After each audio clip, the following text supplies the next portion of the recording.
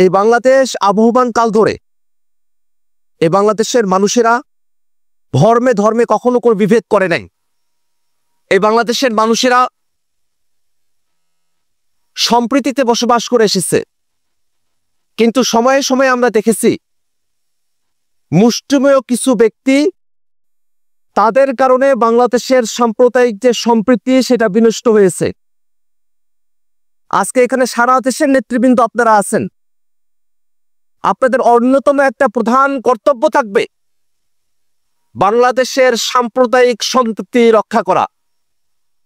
বাংলাদেশের কোথাও যদি কখনো কোনো সাম্প্রদায়িক উস্কানির মতো ঘটনা ঘটে, জাতীয় যুবশক্তির নেতৃবৃন্দ তৎপর ভূমিকা পালন করে সক্রিয় থেকে যে কোনো ধরনের সাম্প্রদায়িক উস্কানিকে তারা প্রতিহত করবে। এ কথা যেমন বাংলাদেশের জন্য প্রযোজ্য, ঠিক একই কথাটা ওটা বিশ্বের কাছে আমাদের মেসেজ পৌঁছে দিতে হবে। আমি আপনাদের আজকের এই অ্যারেঞ্জমেন্টে অনেক আপ্লুত। বিশেষত আমি যখন সামনে দেখি এই বিশ্বের বুকে সব থেকে নির্যাতিত মুসলিমদের দেশ, আমাদের ভাইদের দেশ, স্বাধীন ফিলিস্তিনের পতাকা যখন আপনারা উড়িয়েছেন, তখন এই অনুভূতি যে ফিলিস্তিনে আমরা যেমন স্বাধীনতা চাই, তেমনি ভাবে এই বাংলাদেশে আমরা সম্প্রীতি চাই, গোটা বিশ্বের বুকে আমরা সম্প্রীতি চাই, সেই বার্তা আমরা দিতে চাই।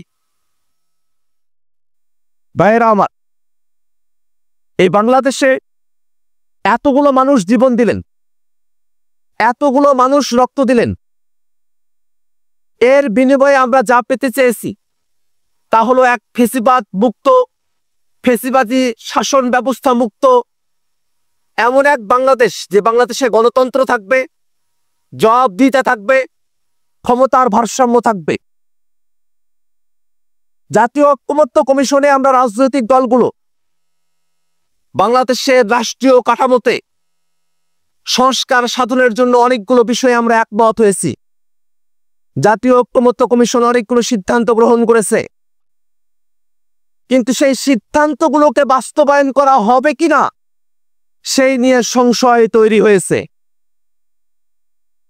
আমাদের এত মানুষের জীবনের ভিতর দিয়ে যে সংস্কার প্রস্তাবনাগুলো গৃহীত হলো, সেই সংস্কার প্রস্তাবনাগুলো যদি বাস্তবায়ন না হয়, আমাদের 24-এর অভ্যুত্থানের শহীদদের শাহাদাত আর 1 বছরের প্রচেষ্টা, দীর্ঘদিনের প্রতীক্ষা, সব কিছু ম্লান হয়ে যাবে। অতএব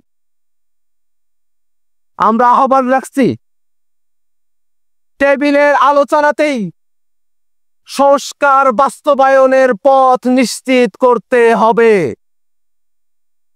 যদি টেবিলের আলোচনায় সংস্কারকে বাস্তবায়ন করা না হয়, রাজপথ দখলের প্রস্তুতি নিতে হবে।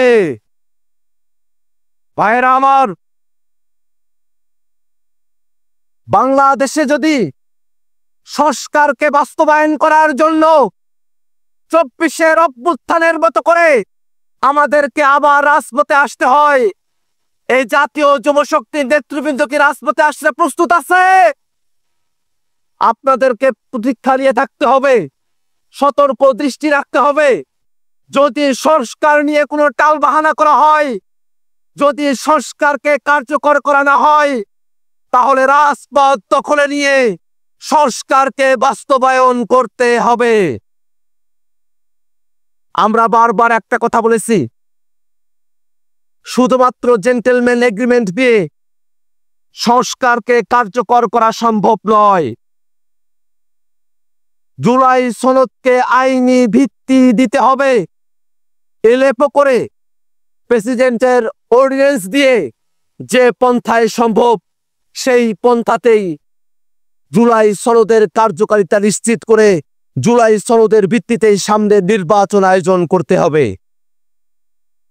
নির্বাচনের সময়সীমা নিয়ে আমাদের আপত্তি নাই, কিন্তু সংস্কার এবং বিচারকে পাশ কাটিয়ে নির্বাচন হলে সেই নির্বাচন বাংলাদেশের মানুষের কাছে গ্রহণযোগ্য হবে না।